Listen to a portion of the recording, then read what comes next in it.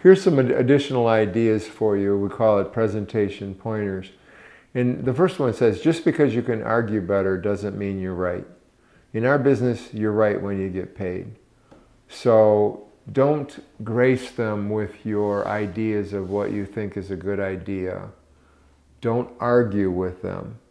Use a lot of phrases, buffer phrases. I can understand how you feel. I certainly respect your opinion. However, that kind of thing. Be soft, be gentle.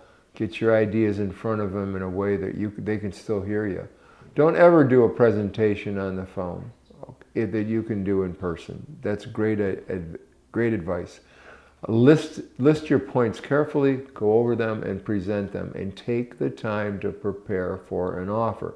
Most agents just rush out the door, flop it on the table, and say, what do you think? That's the worst mistake you can make with this stuff.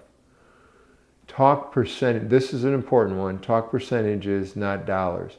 When you're talking to someone about a buyer representation fee of, let's say, $300,000 house, 2.5%, okay?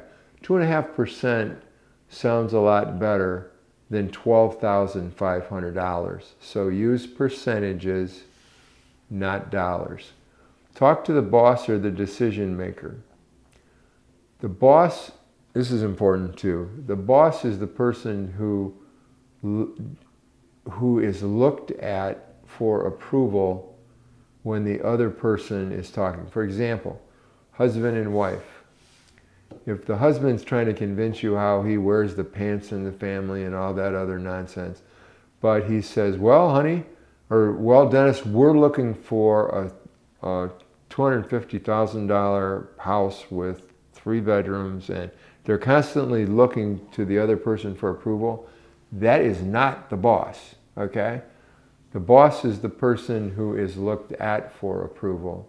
That is 100% true. It's unconscious. It's not a process that they're thinking through. So my experience has been, I've never seen an instance where it wasn't accurate.